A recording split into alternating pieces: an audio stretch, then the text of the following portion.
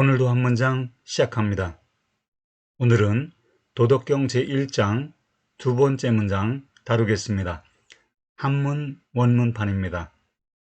오늘 다룰 문장은 명가명 비상명입니다. 명가명 비상명 명가명 비상명 중국인이 발음하는 목소리도 한번 들어보죠. 名可名，非常名。名可名，非常名。 예, 오늘 다룰 문장은 두 번째 문장 명가명 비상명입니다. 명이라는 글자가 3번 나오는 걸 보면 이것이 명에 관한 얘기임을 알 수 있죠. 이 명이라는 이 글자는 이름 명자인데요.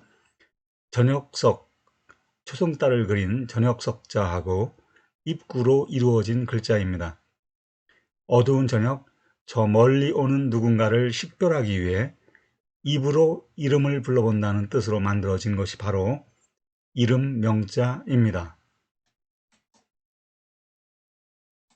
명가명 비상명 명가명 비상명. 우선 앞에 부분 명가명 이 부분은 우리가 일단 명이 가명이면 이렇게 옮길 수 있죠.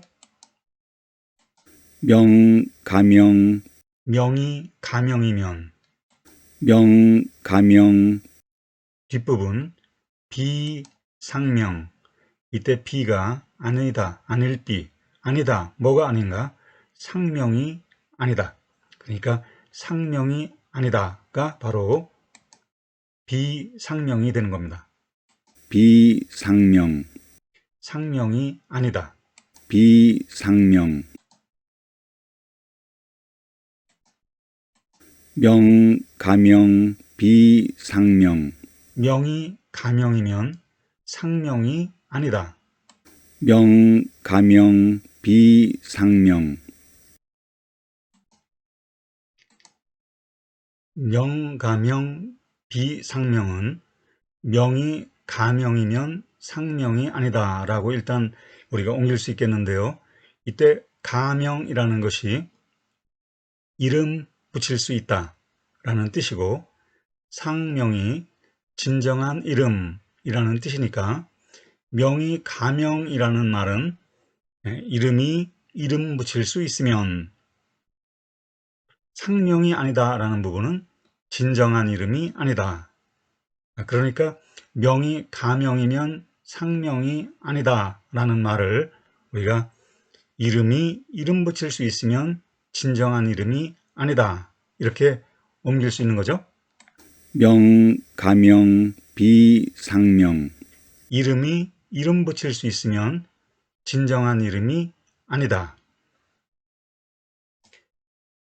도덕경 제1장 두 번째 문장 명가명 비상명은 도에 붙여진 도라는 이름이 도의 진짜 이름이 아님을 말합니다. 도에 그 어떤 이름을 붙여도 그것이 도의 진정한 이름이 아니라는 것입니다. 노자가 말해야 했던 도덕경의 첫 두 문장 도가도 비상도 명가명 비상명은 도를 그 어떤 말로도 표현할 수 없고 그 어떤 이름도 그것을 나타낼 수 없다고 말합니다. 도에는 본래 이름을 붙일 수 없다. 이것이 도덕경 1장 첫 두 문장의 내용이라고 할 수 있겠습니다. 도에는 본래 이름을 붙일 수 없다. 이번에는 좀 더 자세하게 명가명 비상명 부분을 하나하나 살펴보도록 하겠습니다. 우선 명이라는 말은 명이라는 이 말은 명사일 때는 이름이라는 뜻이고요. 동사일 때는 이름을 붙이다, 이름을 짓다, 명명하다 라는 뜻을 갖습니다. 명명한다는 것은 이름을 지어서 붙인다 이런 뜻이죠. 그래서 명사, 동사 두 가지 쓰임새가 있는데 지금 이 명가명이라고 했을 때 앞에 있는 명은 명사고 뒤에 가명할 때 그 명은 동사에 해당이 되죠. 그리고 가라는 말은 지난번에도 학습했지만 가능을 나타내는 조동사입니다. 그래서 가 뒤에 동사가 나오면 그 동작을 할 수 있다. 그 동작을 하는 것이 가능하다는 의미가 되겠죠. 그러니까 가명이라고 하면 이름 붙일 수 있다. 이름을 붙일 수 있다. 이름을 지을 수 있다. 이름을 붙이는 게 가능하다. 명명할 수 있다. 이런 의미가 되겠습니다. 명가명을 우리가 우리말로 옮기는 방법은 두 가지가 있겠습니다. 첫 번째는 명 다음에 오는 가명을 조건절로 보는 겁니다. 그러니까 명은 가명이면 또는 명은 가명이라면 이라고 옮기는 거죠.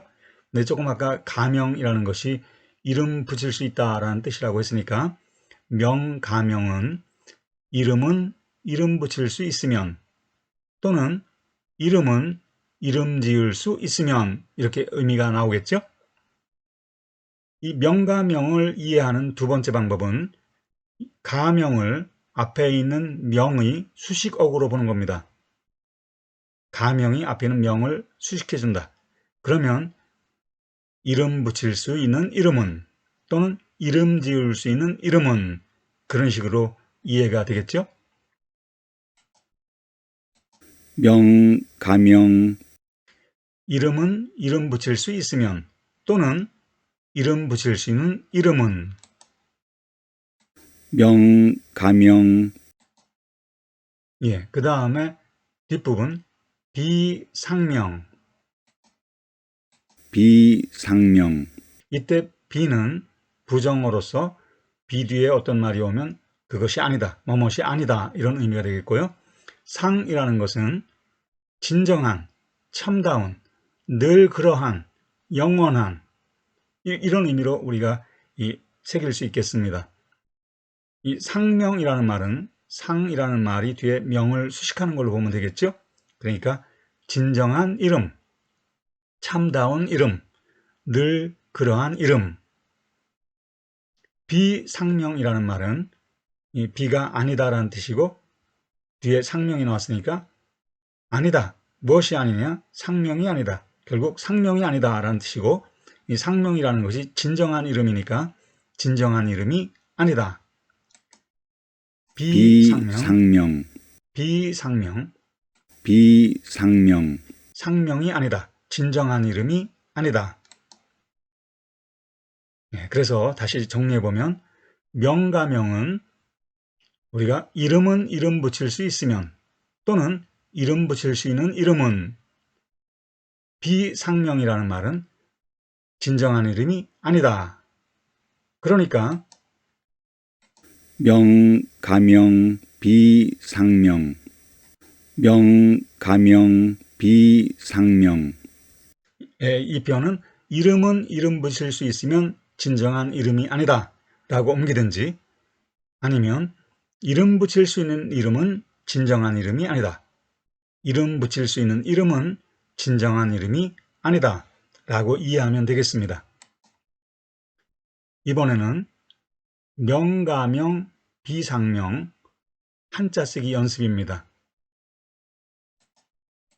명, 가명, 비상명, 명, 가명, 비상명, 이 명은 우리가 이름명이라고 하는데요.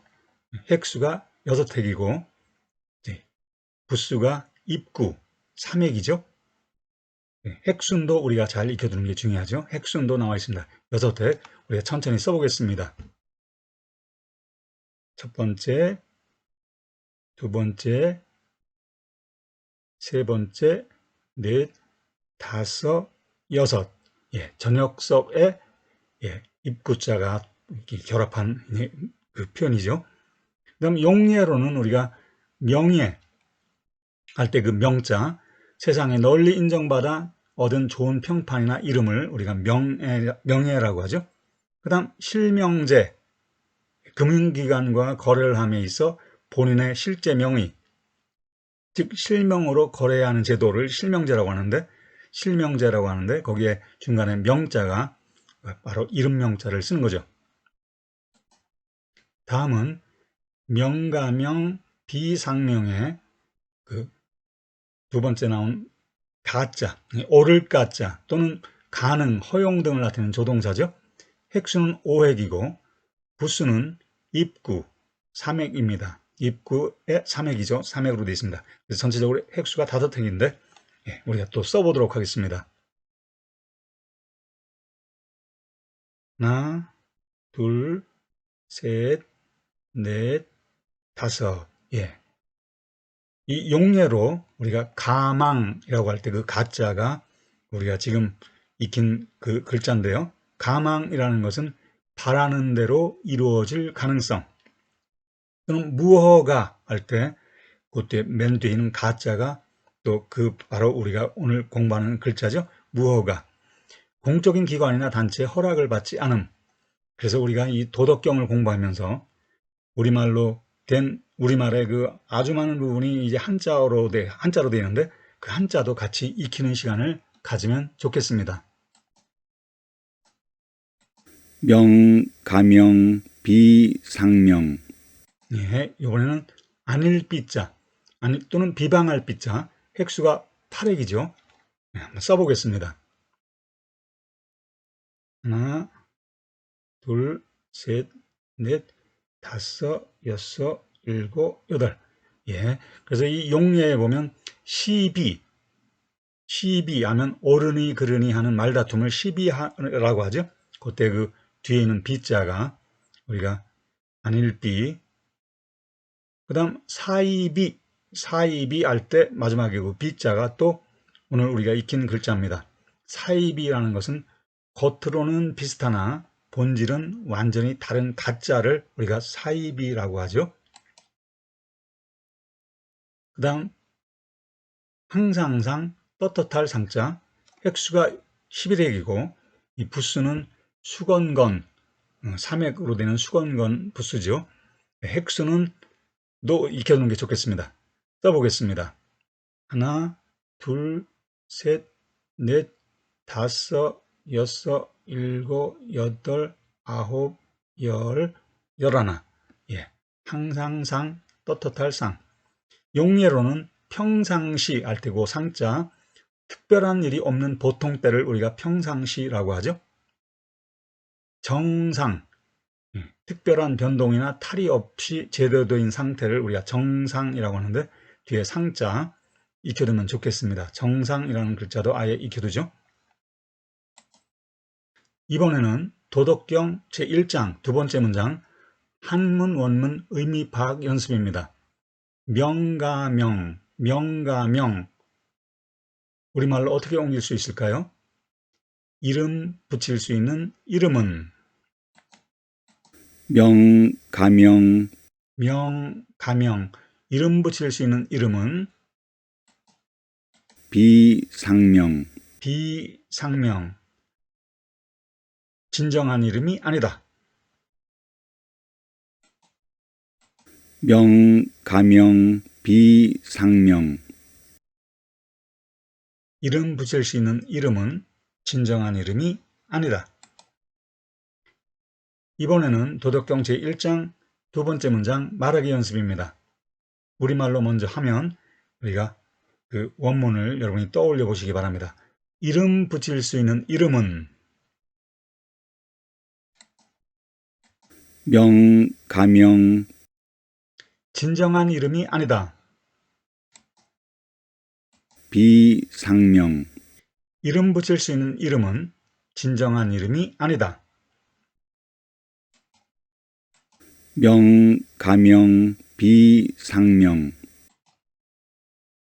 이번에는 명가명, 비상명 이 편을 깊이 읽어보는 연습을 해보겠습니다.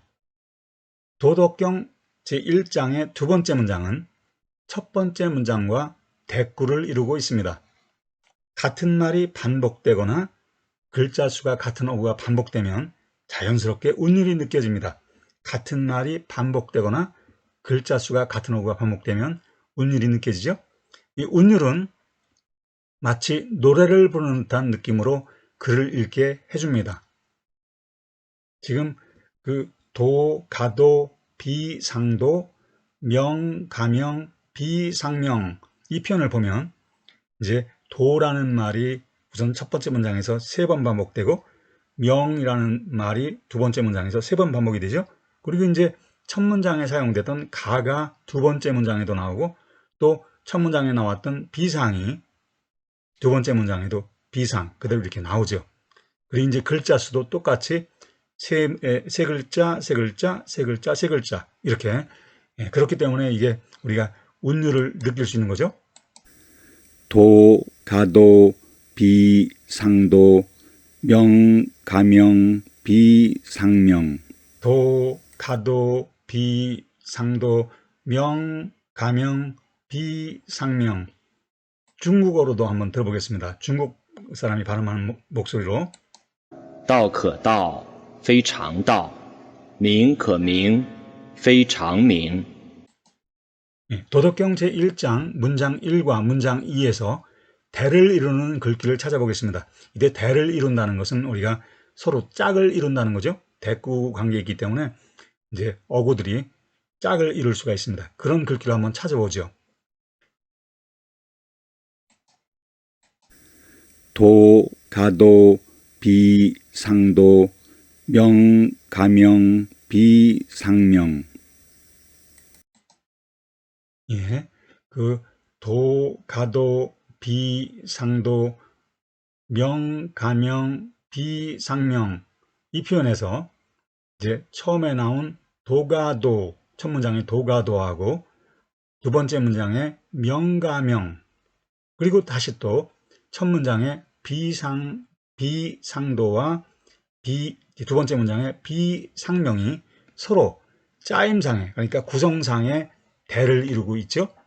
그러니까 도가도하고 명가명 그리고 비상도와 비상명 이 어구들이 각각 대를 이루고 있다고 할 수 있습니다.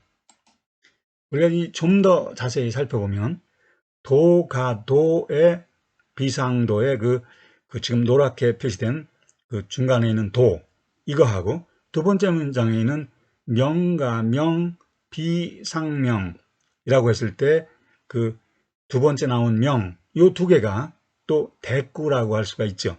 이 두 개가 다 똑같이 여기서 동사로 사용이 되고 있죠. 그러니까 문장 1 도가도라는 표현의 뒤에 있는 이 도와 문장 2 명가명의 뒤쪽에 있는 그 명이 대를 이루고 있습니다. 그래서 이제 도하고 명이 대를 이룬다. 그래서 이 문장 1의 도는 말하다, 말로 표현하다. 그 다음 문장 2의 명은 이름 짓다, 이름 붙이다, 명명하다. 이런 의미인데 이 두 표현이 우리가 대를 이루고 있다라고 얘기할 수 있죠. 그래서 우리가 좀 더 이제 자세히 살펴보면 도, 가도, 비, 상도 할 때 맨 앞에 있는 도하고 그 다음 두 번째 문장에 명, 가명, 비, 상명 할 때 이 명, 요 두 개의 표현도 두 개의 어구도 대를 이루고 있다고 할 수 있습니다. 이 도덕경의 첫 두 문장은 도에는 본래 이름을 붙일 수 없다. 이런 말을 하고 있죠. 도에는 본래 이름을 붙일 수 없다. 그런데 이 말은 도에 이름 붙일 수도 없고 드러나 보이도 않는 측면, 즉 무명 혹은 무의 세계가 있다는 뜻입니다. 이 도와 대를 이루고 있는 이 명은 도에 다른 측면이 있음을 말해줍니다. 즉 도에 이름 붙일 수도 있고 드러나 보이는 측면, 즉 유명 혹은 유의 세계가 있다는 것입니다. 그래서 이 첫 문장의 도하고 두 번째 문장의 명이 이게 이제 의미상 이렇게 이 대조가 되면서 우리가 그 대를 이루고 있다고 얘기할 수 있습니다. 다시 한번 정리해 보면 이때 이제 그 도라는 것은 무명 혹은 무, 즉 실상의 세계를 말하는 거죠. 절대계를 얘기하는 거고 이 명이라는 것은 무명, 유명 혹은 유, 즉 현상의 세계, 현상계를 얘기하는 거죠. 그러니까 무라는 것은 비어있는 공간, 눈으로 볼 수 없는 것, 즉 형상이 없는 차원이고, 유는 눈에 보이는 모든 것, 즉 형상의 차원입니다. 이런 식으로 보게 되면 도덕경 제1장의 구조가 눈에 들어옵니다. 우리는 지금 이제 첫 문장과 두 번째 문장을 우리가 살펴봤는데요. 세 번째 문장, 네 번째 문장, 다섯 번째, 여섯 번째 문장에 우리가 이제 이 첫 문장과 두 번째 문장에서 나왔던 그런 패턴이 반복이 되는 거죠. 그래서 이 첫 문장하고 두 번째 문장은 이제 도하고 도가도하고 이 명가명이 대꾸를 이루고, 비상명과 비상도와 비상명이 이제 대를 이루는데, 이 두 번째 문장의 경우는 무명천지지시, 세 번째 문장이죠. 세 번째 문장에 무명천지지시, 그리고 네 번째 문장에 유명만물지모도 대꾸를 이루는 거죠, 서로. 그래서 이제 더 자세히 보면 세 번째 문장에 있는 무명과 네 번째 문장에는 유명, 그리고 세 번째 문장의 천지지시와 네 번째 문장의 만물지모가 다 대를 이루는 거죠. 그리고 이제 다섯 번째 문장하고 여섯 번째 문장도 대꾸를 이루고 있습니다. 그래서 좀 더 살펴보면 이제 다섯 번째 문장에 있는 무욕이 관기묘, 이거하고 여섯 번째 문장에 유욕이 관기요, 요 두 문장이 대를 이루는 겁니다. 대꾸를 이루는 거죠. 그래서 무욕이 하고 다섯 번째 문장에 무욕이 하고 여섯 번째 문장에 유욕이, 그 다음 또 다시 또 다섯 번째 문장에는 관기묘하고, 그리고 여섯 번째 문장에 관기요, 이것이 다 대를 이루는 거죠. 대체적으로 이제 무하고 유의 대를 이루고, 그리고 이제 세 번째 문장, 네 번째 문장은 무명, 유명, 그 다음 다섯 번째 문장하고 여섯 번째 문장에서는 무욕하고 유욕, 이런 식으로 대를 이루는 거죠. 다시 한번 이 도표로 정리해보면, 이 첫 문장에 도가도, 비상도, 두 번째 문장 명가명, 비상명, 이 두 개가 대를 이루고요. 그 다음 이제 이 세 번째 문장 무명, 천지지시, 유명, 만물지모, 여기도 이제 대를 이루는 거죠. 유명과 무명과 유명이 대를 이루는 거고, 그 다음 다섯 번째 문장하고 여섯 번째 문장 무욕이 관기묘하고 유욕이 관기요, 이 부분이 다 대를 이루는 거죠. 유욕과 무욕과 유욕, 그리고 묘하고 요, 이런 것들이 다 대를 이루는 건데, 이 아래쪽에 종합적으로 정리해 봤습니다. 그래서 이제 위쪽은 우리가 이제 실상계, 또 무형의 세계, 무형의 차원이라고 그랬죠. 그리고 이제 아래쪽에 이 부분은 우리가 이제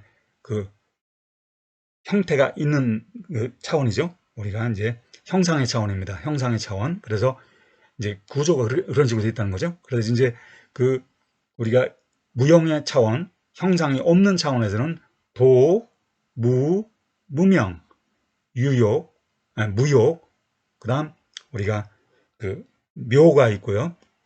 그 다음 이제 우리가 형상이 있는 차원, 우리가 현상계라고 할 수 있죠. 여기서는 이제 우리가 명, 유, 유명, 유욕, 요, 이것이 이제 차례대로 쭉 나오는 거죠. 그래서 이제 우리가 이 도덕경이 아주 철저하게 이렇게 아주 구조 자체가 이 완벽한 구조라고 할 수 있죠. 그리고 이제 이 각 문장이 이렇게 두 개씩 이렇게 대를 이루고 있는 구조로 되어 있다는 걸 우리가 이제 다음에 우리가 좀 더 자세히 살펴볼 때 확인하도록 하겠습니다. 이제 마지막으로 도덕경 지금 이 순간의 삶에 적용하기 시작하겠습니다. 그래서 이 이름 붙이지 않고 인식하기, 그래서 이제 이런 제목을 제가 달아놨는데요. 이 지난 시간 우리가 노자가 말해야 했던 첫 문장 도가도 비상도에서 말에 얽매이지 말라, 도를 경험하고 실천하라, 이런 가르침을 얻었습니다. 말에 얽매이지 말라, 도를 경험하고 실천하라, 이런 가르침을 얻었는데, 도덕경 1장 두 번째 문장 이 명가명, 비상명을 제가 깊이 읽다가 이름 붙이지 말고 인식하라. 이런 에카르트 톨레의 글이 떠올랐습니다. 주어진 상황에 이름을 붙일 때, 다시 말해 주어진 상황을 마음속으로 바람직하지 않은 것, 나쁜 것으로 이름 붙이고 분류할 때 고통은 시작된다. 당신은 주어진 상황을 원망하고 원망은 그 주어진 상황을 개인적인 것으로 만들어 대립하는 나를 이끌어낸다. 이름 붙임과 분류는 습관화된 것이지만 타파할 수도 있다. 먼저 작은 것부터 이름 붙이지 않는 연습을 하라. 이 부분이 아주 중요한 것 같습니다. 예를 들어 비행기를 놓치거나 컵을 깼거나 진창에 넘어졌을 때 그것을 나쁜 것, 고통스러운 것으로 이름 붙이지 않는 것입니다. 그 순간에 그러함을 즉시 받아들이는 것입니다. 주어진 상황을 나쁜 것으로 명명할 때 내면에 정신적 위축이 일어납니다. 하지만 아무런 이름도 붙이지 않고 있는 그대로 내버려두는 순간 놀라운 힘이 내면에서 생깁니다. 정신적 위축은 삶 자체의 힘을 차단시킵니다. 그들은 선악을 판단하는 지식의 나무에서 과일을 따먹었습니다. 하지만 이제 선악을 넘어서야 합니다. 그러려면 무엇이 다가오든 좋은 것, 나쁜 것이라고 이름 붙이는 것을 삼가야 합니다. 습관적으로 이름 붙이는 것을 넘어설 때 우주의 힘이 나를 통해 작용합니다.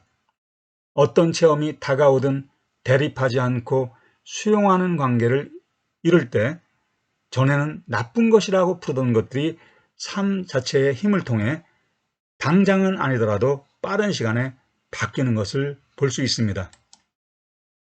주어진 체험을 나쁜 것으로 명명하지 않을 때, 내면으로 받아들이면서 예라고 말할 때, 다시 말해 상황을 있는 그대로 놓아둘 때 무슨 일이 일어나는지 살펴보시기 바랍니다. 도덕경 제1장 두 번째 문장, 명가명 비상명을 저는 이름 붙이지 말고 인식하라 라는 가르침으로 읽습니다.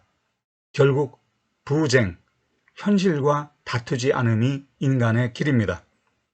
현실이 지금과 달라야 한다는 생각을 더 이상 믿지 않는 것입니다. 새로운 인생을 시작하는 것이 아니라 오래 함께한 사람을 새로운 눈으로, 덜 물리고 익숙하지 않은 눈으로 바라보는 것입니다.